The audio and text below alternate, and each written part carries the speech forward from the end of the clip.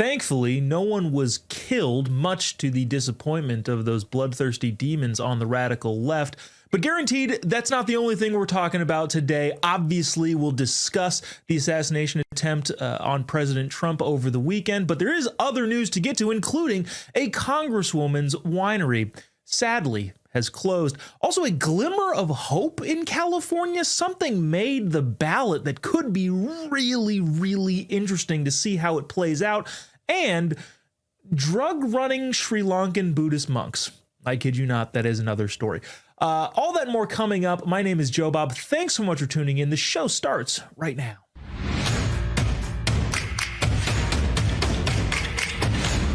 Obviously, we will discuss what I think is the bigger picture issue with the White House Correspondents' Dinner assassination attempt of President Trump. A lot of the granular stuff still getting worked out, a lot of it known, but I'd like to look at what this says societally and culturally, maybe reiterate some points that we've been talking about, unfortunately, for far too long. Before we get to that, tpt@tpusa.com is the email address if you'd like to send along your thoughts, comments, concerns, even criticisms. Yeah, if we say something here that you don't generally agree with, send it along. Send it along in an email, and feel free to be wrong publicly.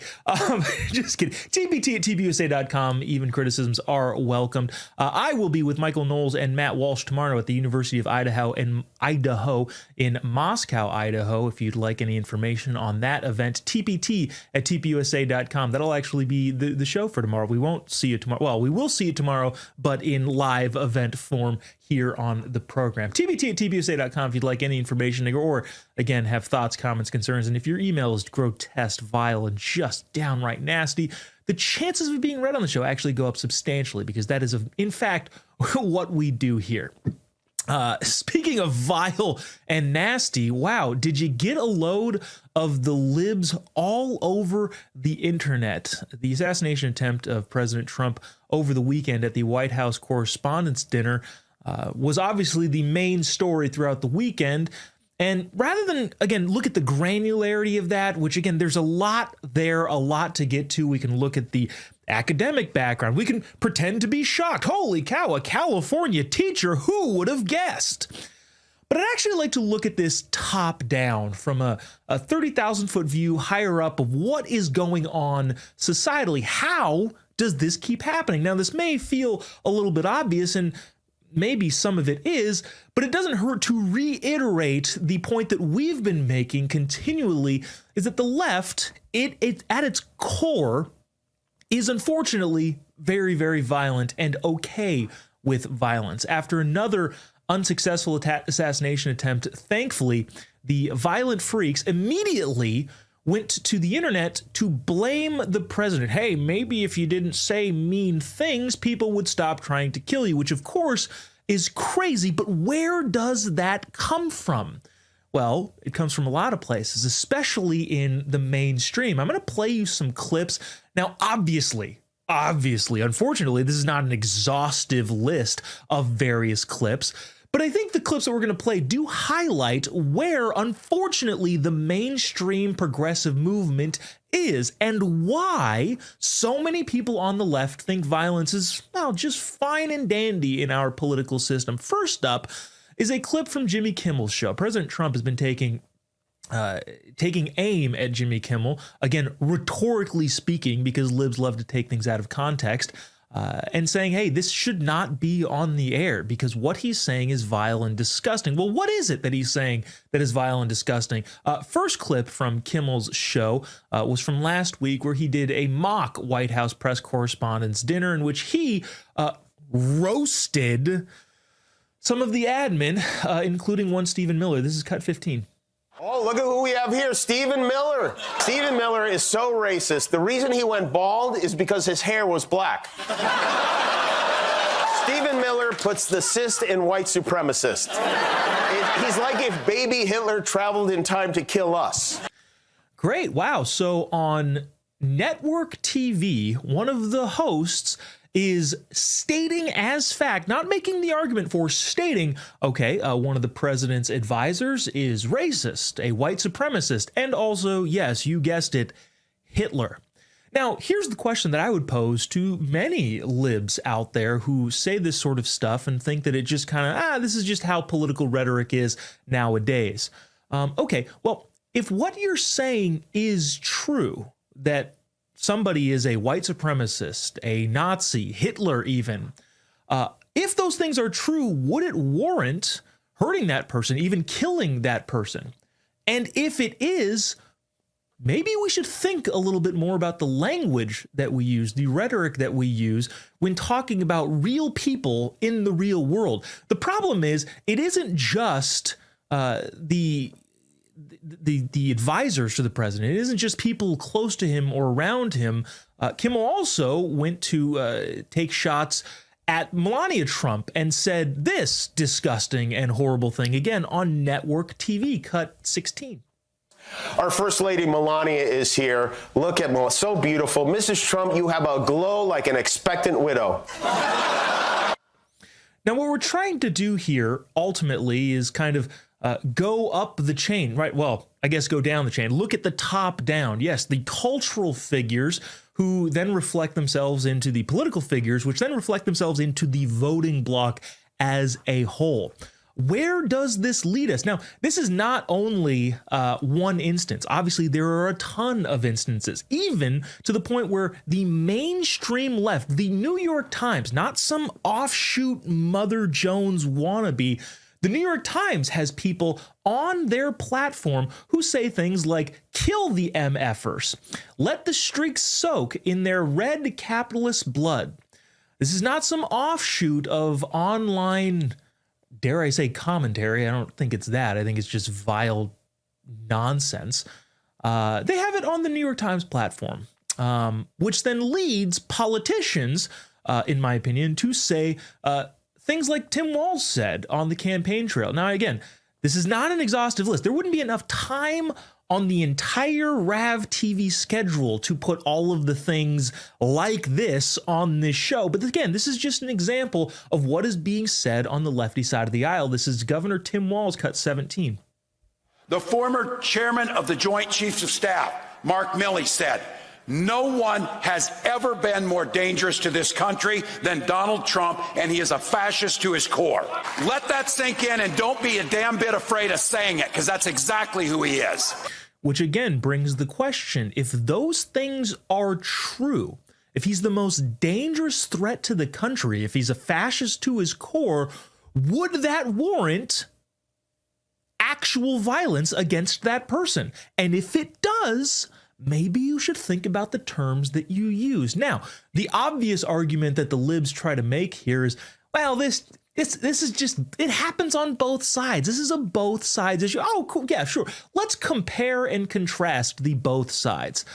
I did a quick search, but again, I don't think it didn't come up with anything that I wouldn't have also thought of the most aggressive things that President Trump has said, the most egregious and vile insults that he's cast upon his political enemies. And the things that it came up with, one, the top results were all lies. The whole making fun of the disabled journalists, the both people on both sides, good people on both sides, both just entirely fabricated. But those were at the top of the list when I searched what are the most egregious things that President Trump has said about his political opponents. After that, it was comments like S-hole countries, which, true, accurate. The Rosie O'Donnell comments, which again, were not alluding to any sort of violence, just saying she's a mean and nasty person. Mainly, President Trump's literally, according to the quick search that I did, worst insults was calling somebody low IQ or saying that, I don't know, they're dumb, which in a lot of cases you can back. It's somewhat obvious that various friends on our lefty side of the aisle have an IQ that rivals water's freezing temperature. It's just apparently true. But that is the worst thing that I could find of President Trump. Never calling for violence against anyone, never equating someone. Yeah, you could say their policies are damaging to the country, which are true, but not saying a threat physically to everyone. It just doesn't happen.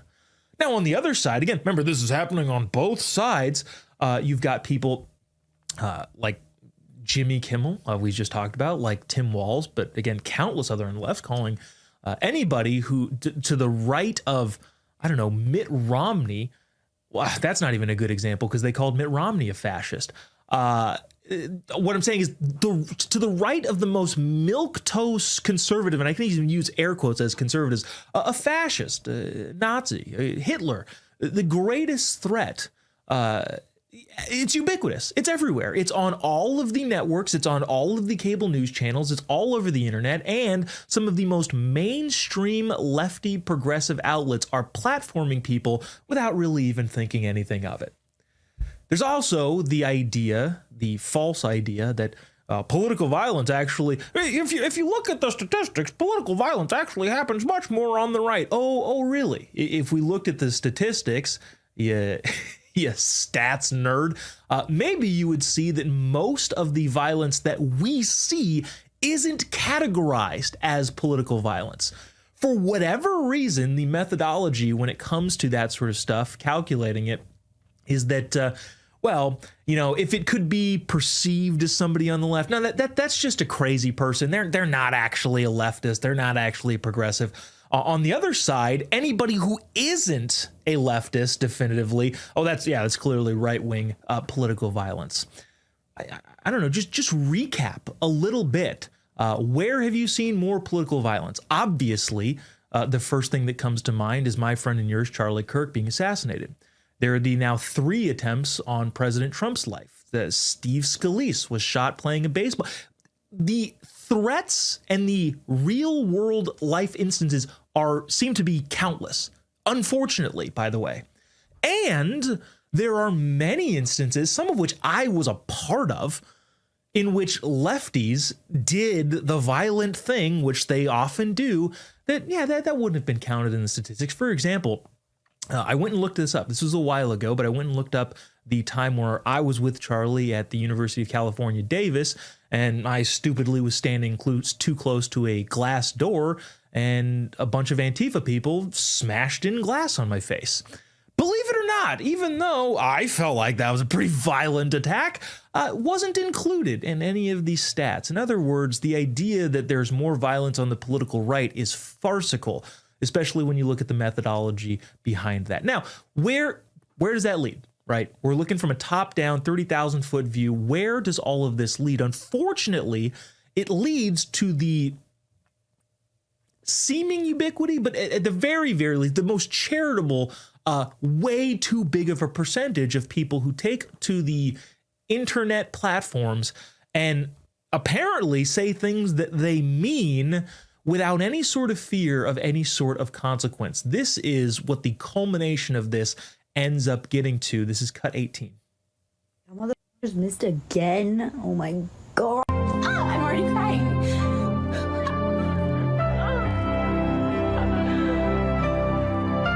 Imagine faking your own assassination attempt for the 3rd time, and then everybody's just upset that it wasn't real and that you didn't croak. I wake up each morning hoping he has died. I go to bed each night hoping by the time I get up in the morning, he has died. For the love of all things good, just die. They missed again? It's America.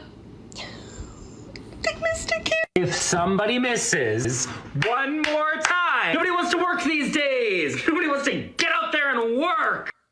Unfortunately, nobody is surprised again from the violent, bloodthirsty demons on the radical left who celebrate political violence and hope for murder. Just as a quick side tangent, if you're on the side of death, that's generally not a good place to be. Now, one thing I want to point out there that was, again, ubiquitous across all of the lefty platforms is the idea that, well, this is clearly staged. It was brought to my attention, this is actually a pretty good point, that what they're trying to do is have their cake and eat it too.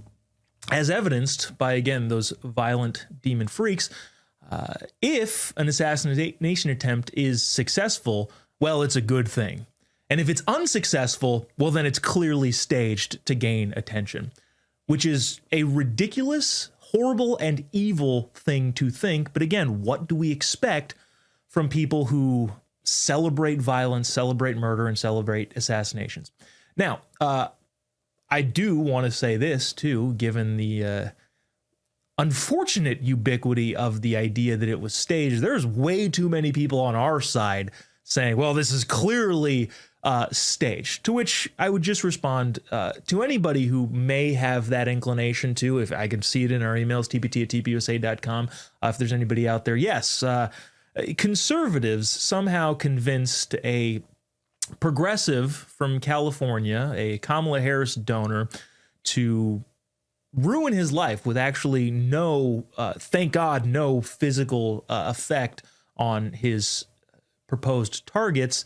And they did that. They convinced this lib to do that so that President Trump could get some sympathy and a boost in the polls, which is as ridiculous as it sounds, which leads to the idea that the whole idea that it was staged from predominantly the left, but even that small fraction on the right, is ridiculous and insane. The bottom line here is that there's some sort of social disease, mind virus, dare I say pandemic, that is inflicting way too much of our population. The reality is this is real life. These things have an actual effect on real people. When you're sitting there scrolling through, and I'm not necessarily talking to you at home, but people who you may know, younger people you may know, when you sit there and you scroll on your phone, everybody becomes a character in a TV show or a video game. But the reality is that this is reality.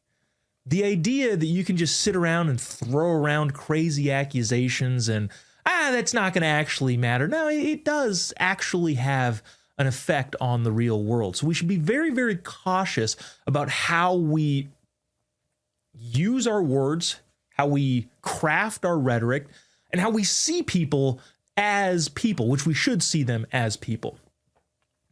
On our side, yeah, sure, let's just use our heads. Let's investigate where it's appropriate, but also it's okay when the truth reveals itself. On the other side, I would say this. I remember, well, I don't necessarily remember, but I've read about a time where society would police itself. Not obviously in a physical way, but in a ostracization of folks who crossed that cultural line that people weren't willing to accept. When the violent, bloodthirsty, progressive freaks call for violence, we should believe them. And we should force them to suffer the societal consequences. That's obviously not calling for violence, but if being ostracized for an opinion that is so far out of the Overton window is something that we're capable of, it is something that we should do. We will take a look at some of the 60 Minutes interview from President Trump yesterday, and it fit too perfectly into MAGA Monday, so a little bit later on in the show, we'll play a couple clips from that. But I'm interested to hear your thoughts. tpt@tpusa.com is the email address. Remember, if those emails are just downright nasty, chances are we'll read them on the show.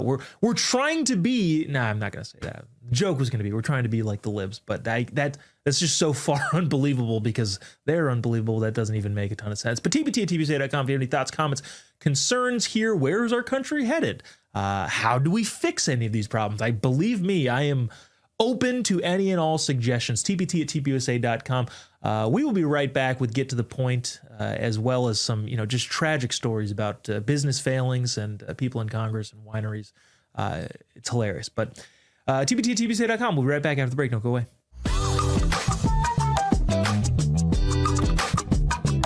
When you look at your grocery bill, is it so high it knocks you off your feet? It's time.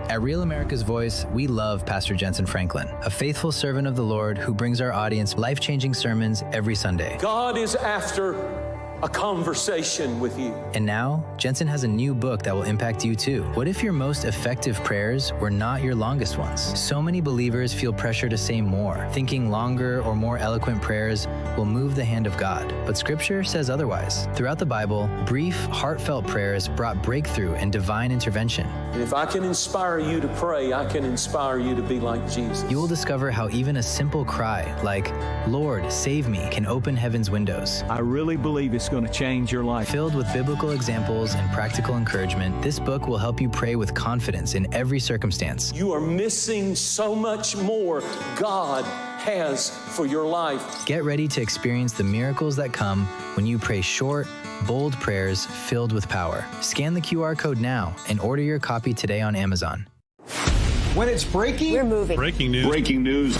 News doesn't sleep. At Real America's Voice, we don't get to crash or lose focus. That's why we drink Soldier Fuel to stay ahead of the chaos, because we do this for you. So good. Soldier Fuel has no sugar, so no crash. Now that's a game changer. Here we go, all of us. Wow, that's good. I'm fueled up now. Used by the U.S. military every day. Now available to you. This is huge. Built by Patriots for Patriots. Now it's time for you to do the Soldier Fuel Challenge. Order Soldier Fuel, film yourself cracking one open, and taking the Soldier Fuel Challenge. Upload your video at soldierfuel.com/challenge, and you'll be entered to win a free shipment of Soldier Fuel. That's what I'm talking about. Your video could also be featured on air. Just scan the QR code on your screen or go to soldierfuel.com/challenge to enter. Drink with the Rav Hosts drink, Soldier Fuel. Let's go. I'm Patriot Mermaid, and I'm from West Haven, Connecticut. When the mainstream media wasn't giving us the truth, I went and looked for the truth and found it on Real America's Voice. Come and join us. Come on.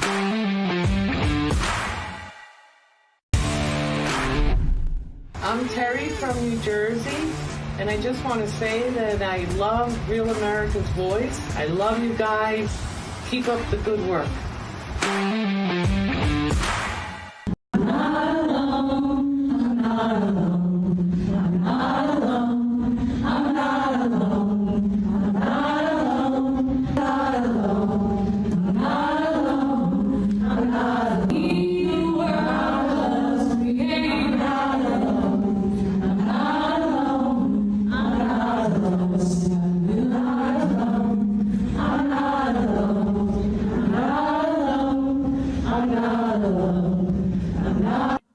At the risk of saying something that'll get me in trouble, I just have a question. What the heck do progressive white women do with their time? Because if this is okay, you're together in a group singing "I'm Not Alone." I mean, just from a self-evidentiary standpoint, that's just factually true. Duh. Like, I don't sit at a table and go, "I'm sitting at a table." All right. I can't with these people. Can I purchase some of your time? You only have a limited time here on Earth, and you're spending it doing whatever this is. Is it possible for me to somehow bend the laws of physics to purchase some of your time? I'd pay top dollar. You know what I wouldn't pay top dollar for is, some wine by one of our favorite congresswomen to mock. But we'll get to that and get to the point. So it is time to do that. It's time to get to the point. Get to the point. Get to the point. Now, I hate to bring just another set of bad news to all of you fine folks. But piggybacking on our story last week of Congresswoman Ilhan Omar somehow losing possibly $30 million, which is a monumental amount of money, which means monumentally bad business decisions were made. Not to pile on, but according to Breitbart, the winery co-owned by the lib Ilhan Omar's husband closes down during the probe of the family's wealth. Which just could mean, she's just bad at running business. If you lose $30 million, how could you be expected to keep a family winery open? These are tough businesses. The margins are thin.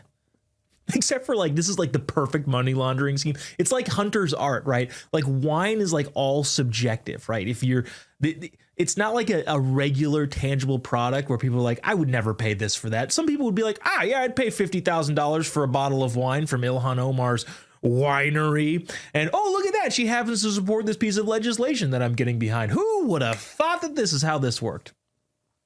Very hunter's art vibe I'm getting from here. The House Oversight Committee, Chairman James Comer, sent a letter to Ilhan Omar's husband questioning how S. Strucru, which is the winery, and Rose Lake Capital jumped from value from $51,000 in 2023 to as much as $30 million in 2024. Now, a bunch of people say, well, that's what investors do. You invest. No, but that doesn't give the worth and value of the company because you're still indebted to those investors. In other words, somehow there was a $30 million markup in the value, not the investors they brought in, the value of the company. But again, all of that's gone now because of some very poor business decisions made by the Muslim socialist. Congresswoman. Up next here, and there's no way to parse these two together, so we'll just have a blunt transition here. The Justice Department. This made a lot of news late in the week and last week or this weekend. Justice Department announced it's readopting the firing squad means as execution. The Department of Justice, Bureau of Prisons, expanded federal death penalty protocols to include execution by firing squad as well as lethal injections. They announced their plans to streamline the internal process to expedite death penalty cases and reduce lengthy appeals, which, I've never quite understood why somebody who is found guilty by the peers, yes, they have the ability to appeal that process, but why that appeals process takes 30 years in some cases. Like, for example, many of you might not know this, and this will dovetail very nicely into the next story. California has the death penalty still. California hasn't put anybody to death in like 50 years or something crazy like that. But of all places, there have been states that have outlawed it. California has not. The reason that you haven't executed anybody in California is because the freaking appeals process takes 50 years.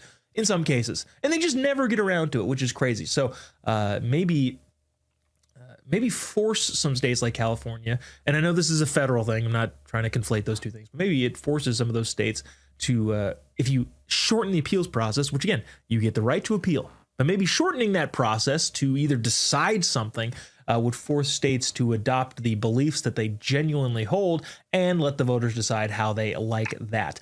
Speaking of the voters deciding in California, is this a glimmer of hope? This from Politico, but being reported elsewhere. Voter ID measure qualifies for the California ballot. A voter ID measure sponsored by an assemblyman has qualified for the November ballot after collecting 962,000 valid signatures, far exceeding the required threshold of about 875,000.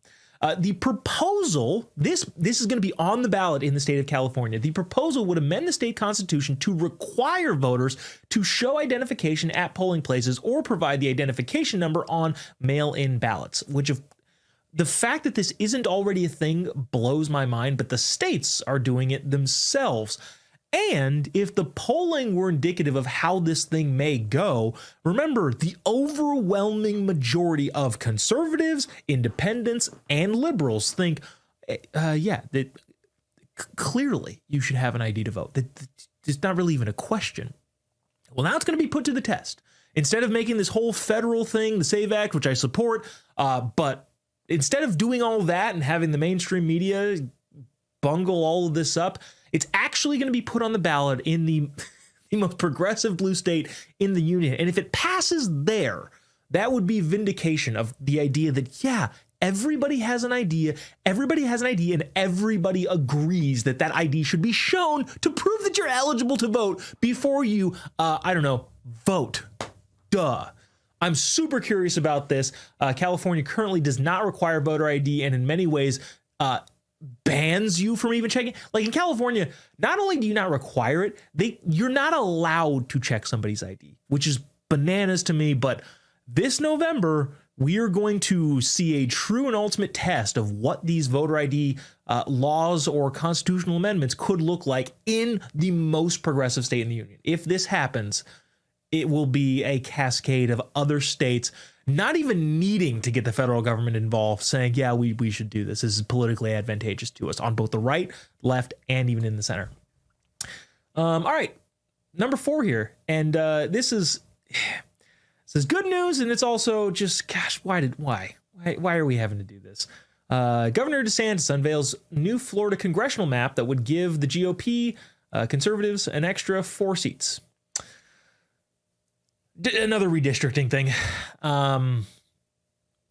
I think if we're being intellectually honest on this, I think we would have to say the gerrymandering thing has gone too far on both sides, and we need to, like, am I happy that conservatives would get 4 new seats if this map were to go through and if the elections were to hold in the way that the pollsters would say it would?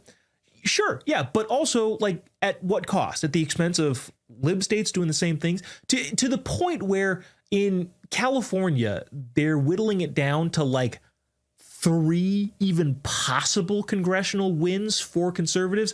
Remember, California has more conservatives than any state in the nation. That's obviously due to the population, but even at a 60-40 split, if California has 55 or 53 representatives, only 3 of them, that's nowhere near reflective of the actual population of the state, which I don't like. I just don't like that any of this is happening. Yes, I will continue to hit the libs that do this. And at the same time, if I'm being intellectually honest with myself, I wish the conservatives weren't also doing the same thing.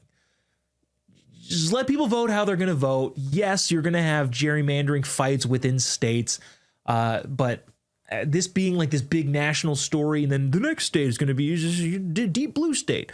The only silver lining is that I don't think deep blue states can gerrymander any more than they have been. So there's that. And as promised, teased this at the front end. Didn't have this one on my bingo card, just as many things I never have on my bingo card. This from CBS News: 22 Buddhist monks arrested at the airport after a record drug bust. Yeah, the drug-running Sri Lankan Buddhist monks running a record 242 pounds of powerful cannabis hidden in their luggage. Did not anticipate that. The monks, mostly young students from across temples throughout Sri Lanka, were returning from a 4-day vacation in Bangkok, Thailand, each carrying about 5 kilos of narcotics concealed with false walls in their suitcases. Okay. Sri Lankan Customs described as the largest single detection of Kush at the airport. The monks were handed over to the police and scheduled to appear before a magistrate later in the day. Now, the only question I have here is I don't know where Sri Lanka... Email us, tpt@tpusa.com if you want to look this up or have any insight into this Sri Lankan drug law. If it's anything like some of those other Southeast Asian countries, that could be very, very, very bad. Like, this happens to you in Singapore, you will probably get the death penalty. Honest to God, like, that's how serious... Like, it's very serious crime in some countries around this part of the world. So I'm super curious to see how this goes with the drug-running Sri Lankan Buddhist monks with 250 pounds of weed. That's crazy. All right, hey, lots of points to get to. Official business is obviously going to be fascinating today in light of all of the things that are worthy of talking about. That'll be next up. TPT@tpusa.com if you have any thoughts, comments, concerns. We'll be right back after the break. Don't go away. And now here's Chris Cunahan with the Leaf Filter Gutter Report and what changing weather conditions can... This May 2nd, step into history at Ellis Island, where over 12 million immigrants first set foot on the path to the American dream. Experience an unforgettable evening with exclusive access to the museum, rare artifacts, live entertainment, and a powerful 3-course dinner inside one of the most iconic landmarks in the world. Hear from voices like Glenn Beck as we celebrate the heroes, the heritage, and the future of this great nation. As the night builds, fireworks will light up New York Harbor, honoring 250 years of freedom. And if you can't be there, the RAV team will be there on the ground for full minute-by-minute reporting. One nation, one story, one unforgettable night.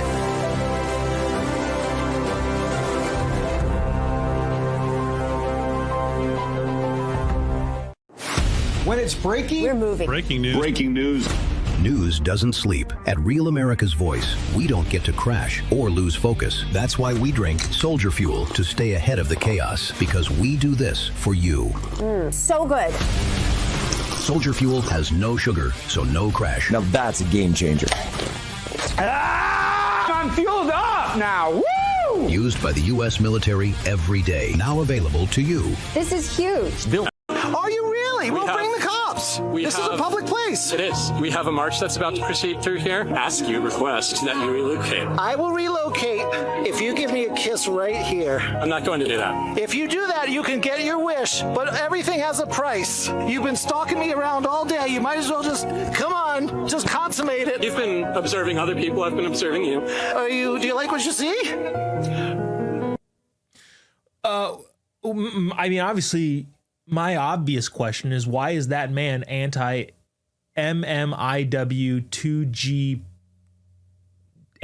LGBTQQ TIA plus phobic? Right? Like, I don't know. If he was an ally, why wouldn't he just kiss the puppet? That's clearly not only something that is within the realm of acceptability, but celebrated among his kind. And yet he sits here as a bigot, refusing to kiss the puppet, even though it would mean the safety of all of those protesters. And by safety, obviously, I don't mean physically, I mean intellectually. Also, dude, just broadly, the idea that they have a police liaison, like, I'm going to be the one that interacts with the police. Yeah, but all of your friends over there are breaking the law, so the police are going to go ahead and interact with them as they see fit. But again, I'm hung up on the bigotry of I'm not going to do the thing again. The not kissing the puppet. You could alleviate a bunch of problems. Just kiss the puppet, dude. You guys love that sort of stuff anyway, so just do it. All right, hey, official business is when officials in their official capacity conduct business, which makes it, to us, official business.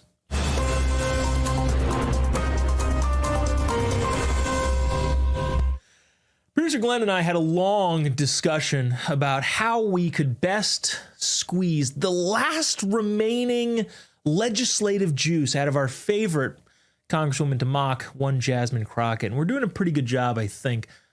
Here is the soon-to-be retired Congresswoman in a very viral clip talking about the current president. Very, very silent on the last president. Not only silent, in bold defense of his mental faculties and acuity. Here he is saying the exact opposite about the guy she doesn't like. And again, we're only playing this because we're trying to squeeze the last bit of glorious Crockett juice out of the soon-to-be former Congresswoman. Cuts it. We love Jasmine Crockett. You know, look, Jasmine, look, you know, you've said a lot of nasty things about me, Jasmine, and I'll say this. If you want to say it, why don't you just say it to my face, okay? Why don't you just say it to my face? You have dementia. Oh, that's good. That's not too nice. Thank you very much. And you're not qualified to be the president. Don't you? This is therapy right now. Okay, sure. Good. Best of luck in your future endeavors. I think I read an article that she was like sending out resumes and kind of having a hard time getting work in any of the law firms. Unfortunately, she'll probably just remain on the Hill as a lobbyist, which the cynical me just thinks that's probably going to happen. But it was funny to read about her not being able to find jobs because law firms, you know, they want skilled lawyers. They don't want, you know, crazy people who are bad at making arguments. And I don't think it bodes well for a corporate lawyer to throw the accent on and off, which I'm sure former Congresswoman Crockett would do. Speaking of Congresswoman, like we said, we've been on this story from the get-go. Ilhan Omar, terrible business person. Now, despite the financial records, you've got House Minority Leader Congressman Hakeem Jeffries suggesting that even though there's a paper trail of financial disclosures put into the record by the Congresswoman, all of that stuff is just a conspiracy. Here's cut 7. Hi, Leader Jeffries. Good to see you. Just curious to get your thoughts on Ilhan Omar's financial disclosure. Does all of this scrutiny around that concern you at all, and does that warrant an official House ethics investigation? That issue has not been brought to my attention, but we do know that Ilhan Omar, who works hard on behalf of the people that she represents in Minnesota, is constantly under attack by right-wing conspiracy theorists. Well, what about her net worth going from $30 million to now under $100,000? Do you believe that's truly an accounting error, as she alluded to? That's not an issue that I'm familiar with.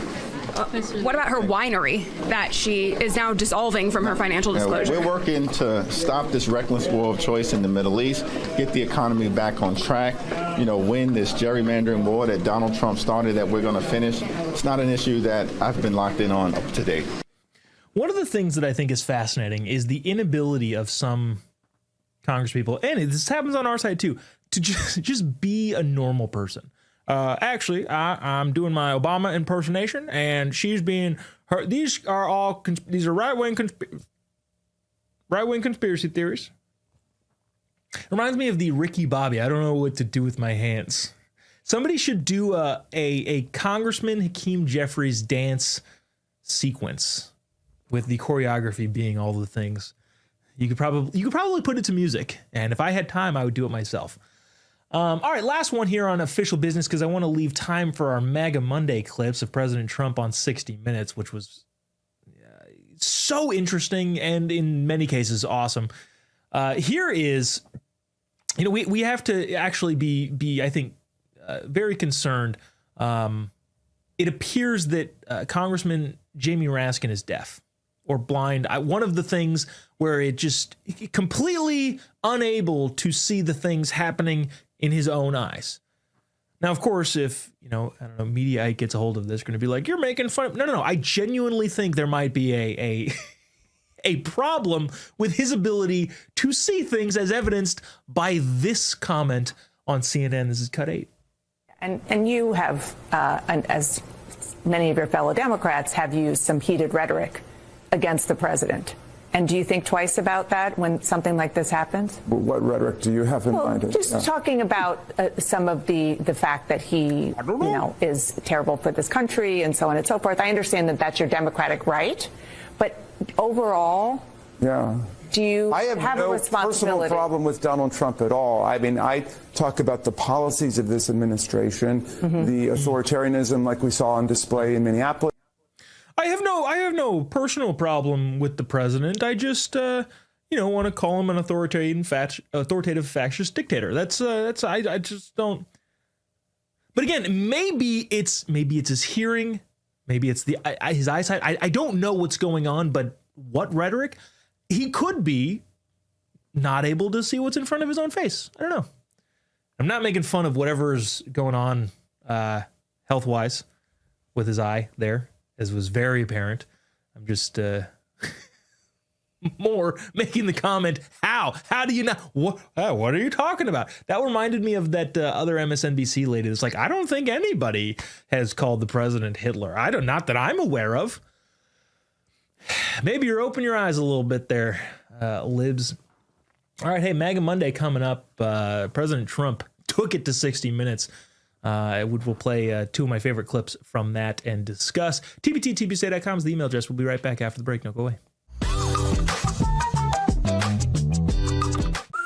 And now here's Chris Cunahan with the Leaf Filter Gutter Report and what changing weather conditions. This May 2nd, step into history at Ellis Island, where over 12 million immigrants first set foot on the path to the American dream. Experience an unforgettable evening with exclusive access to the museum, rare artifacts, live entertainment, and a powerful 3-course dinner inside one of the most iconic landmarks in the world. Hear from voices like Glenn Beck as we celebrate the heroes, the heritage, and the future of this great nation.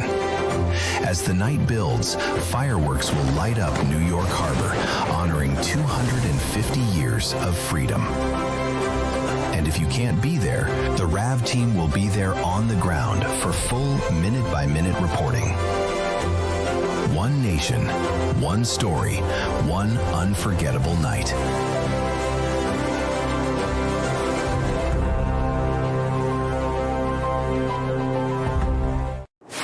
When it's breaking, We're moving. Breaking news. breaking news. News doesn't sleep. At Real America's Voice, we don't get to crash or lose focus. That's why we drink Soldier Fuel to stay ahead of the chaos, because we do this for you. So good. Soldier Fuel has no sugar, so no crash. Now that's a game changer. I'm fueled up now. Woo! Used by the U.S. military every day. Now available to you. This is huge. Programs are doing is paying people to fail. Insofar as they fail, they receive the money. Insofar as they succeed, even to a moderate extent, the money is taken away. This is even extended into the school systems, where they will give money to schools with low scores. Insofar as the school improves its education, the money is taken away, so that you are subsidizing people to fail in their own. Yeah, the perverse incentives of government anything as laid out by Thomas Sowell, who might be the greatest living American. It's like between him and Clarence Thomas, in my mind, of articulate, eloquent defenders of freedom. It's between those two guys. Yeah. Greatest living American. If there's a co-prize, I'll give it to them both. Greatest living American. You can also, I don't know, not like TBT at TPUSA.com if you happen to disagree with my assessment there, but I think I'm right. All right, hey, it is MAGA Monday. I don't think we have a zinger for this because we have we usually we transitioned from Meltdown Monday to MAGA Monday just because of the nature of these clips. So we don't have a zinger, but I do want to play this from 60 Minutes. President Trump, in my opinion, bravely. Say what you want. Again, I recognize this audience isn't going to dislike a lot of things that President Trump says, but just more broadly speaking, even if you hate the guy, you have to give him some kudos. The day after an assassination attempt, goes on an adversarial news show and has to deal with this. But again, he handles it. He sits there, he listens, he assesses, he combats. Rhetorically speaking, this is President Trump throwing it in the face of one Nora O'Donnell on 60 Minutes last night, cut 11. The so-called manifesto is a stunning thing to read, Mr. President. He appears to reference a motive in it. He writes this, quote, administration officials, they are targets. And he also wrote this, I am no longer willing to permit a pedophile, rapist, and traitor to coat my hands with his crimes. What's your reaction to that? Well, I was waiting for you to read that because I knew you would, because you're horrible people, horrible people. Yeah, he did write that. I'm not a rapist. I didn't rape anybody. You think he was referring to you? Excuse me. I'm not a pedophile. You read that crap from some sick person. I got associated with all stuff that has nothing to do with me. I was totally exonerated. Your friends on the other side of the plate are the ones that were involved with, let's say, Epstein or other things. But I said to myself, I'll do this interview and they'll probably, I read the manifesto, he's a sick person, but you should be ashamed of yourself reading that because I'm not any of those things. Mr. President, and I these was are never, the gunman's words. Excuse me. You shouldn't be reading that on 60 Minutes. You're a disgrace. But go ahead, let's finish the interview. The other thing that he wrote in You're disgraceful. How could you not? And two, you want to talk about hothead, not able to handle the job. One, she does something very disgraceful. President Trump calls it out. You're a disgrace. Accurate. But let's go ahead and finish the interview. didn't storm off the set, throw the lights down, which is what I can guarantee plenty of libs would have done in that situation. Unfortunately, they're never hit with adversarial questioning from the lamestream media. President Trump sits there, takes it in, assesses it, accurately says, this is what? What's the point of this? You're reading the lies of a sociopath who tried to kill me on national TV and asking what I think about it? That's insane. And he says exactly that. And then let's continue the interview.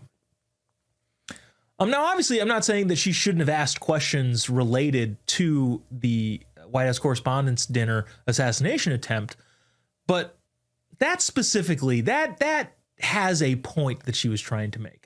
The next clip is a little bit more whimsical, a little bit more funny, and again, accurate from the President of the United States. She's asked about, hey, this guy attended a No Kings rally. What do you think about that? President Trump's response, glorious. Cut 12.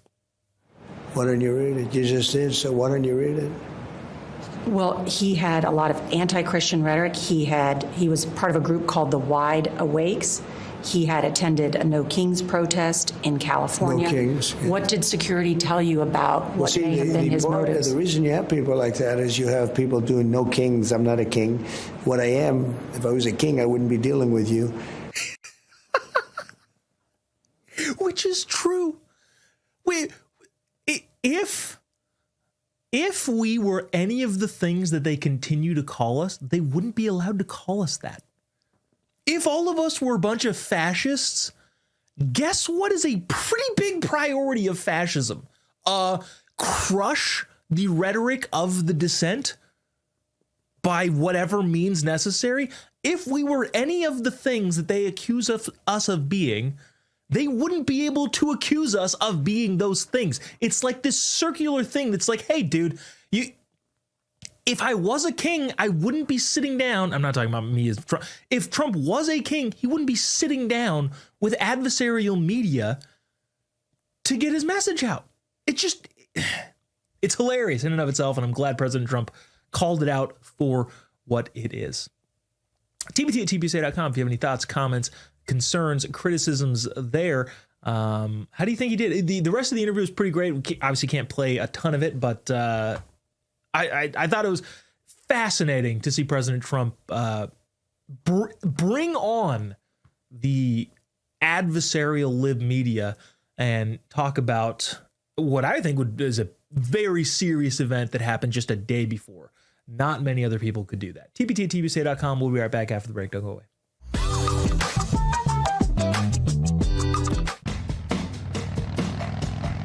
Half protection is not enough.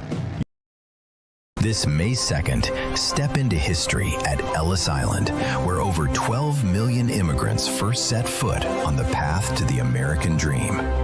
Experience an unforgettable evening with exclusive access to the museum, rare artifacts, live entertainment, and a powerful 3-course dinner inside one of the most iconic landmarks in the world.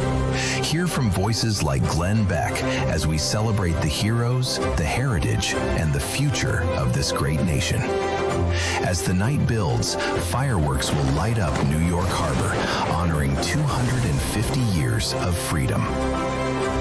And if you can't be there, the RAV team will be there on the ground for full minute-by-minute reporting. One nation, one story, one unforgettable night.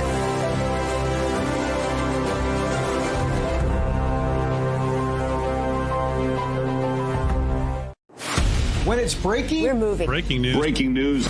News doesn't sleep. At Real America's Voice, we don't get to crash or lose focus. That's why we drink Soldier Fuel to stay ahead of the chaos, because we do this for you. So good. Soldier Fuel has no sugar, so no crash. Now that's a game changer. I'm fueled up now. Woo! Used by the U.S. military every day. Now available to you. This is huge. Built by Patriots for Patriots. Now it's time for you to do the Soldier Fuel Challenge. Order Soldier Fuel, film yourself cracking one open, and taking the Soldier Fuel Challenge. Upload your video at soldierfuel.com/challenge, and you'll be entered to win a free shipment of Soldier Fuel. That's what I'm talking about. Your video could also be featured on air. Just scan the QR code on your screen or go to soldierfuel.com/challenge to enter. Drink what the RAV hosts drink. Soldier Fuel. Let's go. Hey y'all, it's Nancy from Texas. Real America's Voice gives us truth, not propaganda, and we need that. Thank you so much.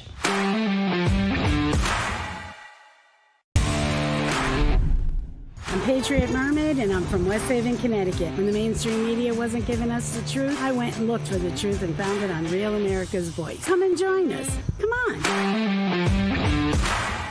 Start your dryer and you go, hey hon, I got your lemons and your bras in the dryer. It's on extra hot. You're kidding. They'll be done in 57 minutes. Oh my God, you're never doing the laundry again. Get the out. And that's your laundry life hack. Whoa, jeez. Accurate. True. Fact check. True. Pretend or just don't know. I get out of so many household chores, not intentionally, but because I'm bad at it. I'm just not good at those things. And my wife gets frustrated, fed up, and is like, no, stop. You can't, you are terrible at, cleaning the shower. Name a chore. And the thing is, I'm not even trying. There are times where I try my absolute best and it's still not good enough. And, favorably, the result is banishment from that chore, which I can't complain. What I'm saying is, as a husband, generally speaking, you don't even have to try to do that. You could just screw up unintentionally and the outcome will be the same. And that's good for you ultimately in the long run. I can attest to that firsthand. All right, hey, let's get to some mailbag. tpt@tpusa.com is the email address. Up first, Robert sends a burn to the NYC mayor. We talked about the unfortunate losing streak that he bestowed upon the New York Mets. Not only can Zobama Mankami, which is a good pronunciation, ruin a baseball team, I heard he also orders pineapple on his pizza. Yes, that tracks. He's a bad person, and therefore he likes pineapple on pizza, which is an abomination. Chase says this on Wednesday's show. I can't read the whole thing because it's rather long, but he does say, I said, speak American, you're in America. And I corrected myself and I say, I know American is not an actual language. We speak English. I'm just, this is how we, joke around here sometimes.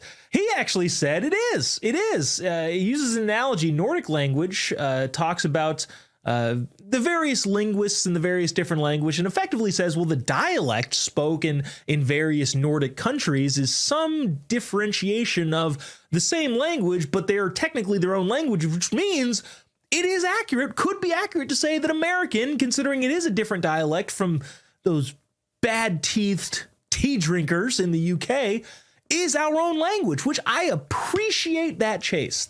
Thank you for that perspective. Let's see. Greg says, shut up about California, which again, I maintain that we need to talk about it because you don't want wherever you live to turn into the godforsaken hellhole that is California. Let's see. Jay wrote on the topic of the drunk libs on Friday. He says he's sober nearly 37 years. Congratulations. He says, but if he were a lib, he would have to drink again to tolerate himself. Thank you, Jay. Thank you for that commentary.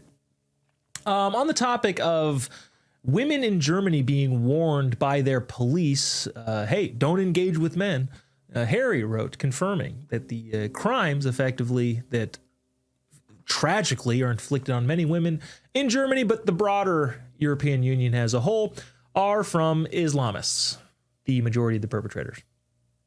Shocker to none. TPUSA.com. That's all the time we have for today. We will be in the University of Idaho with Michael Knowles and Matt Walsh, including myself. That's where we'll be tomorrow. We'll see you then. God bless America.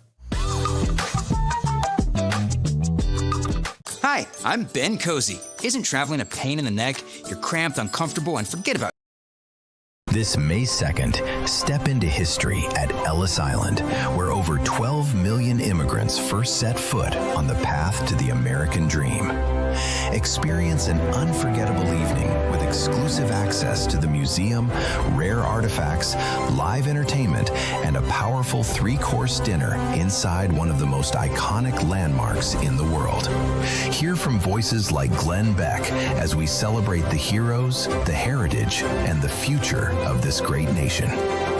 As the night builds, fireworks will light up New York Harbor, honoring 250 years of freedom.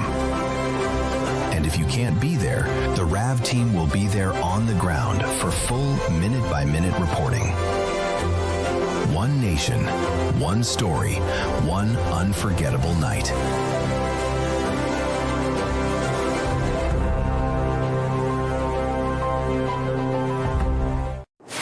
When it's breaking, we're moving. Breaking news. Breaking news. News doesn't sleep. At Real America's Voice, we don't get to crash or lose focus. That's why we drink Soldier Fuel to stay ahead of the chaos, because we do this for you. So good. Soldier Fuel has no sugar, so no crash. Now that's a game changer. I'm fueled up now. Woo! Used by the U.S. military every day. Now available to you. This is huge. Built by Patriots for Patriots. Now it's time for you to do the Soldier Fuel Challenge. Order Soldier Fuel, film yourself cracking one open, and taking the Soldier Fuel Challenge. Upload your video at soldierfuel.com/challenge, and you'll be entered to win a free shipment of Soldier Fuel. That's what I'm talking about. Your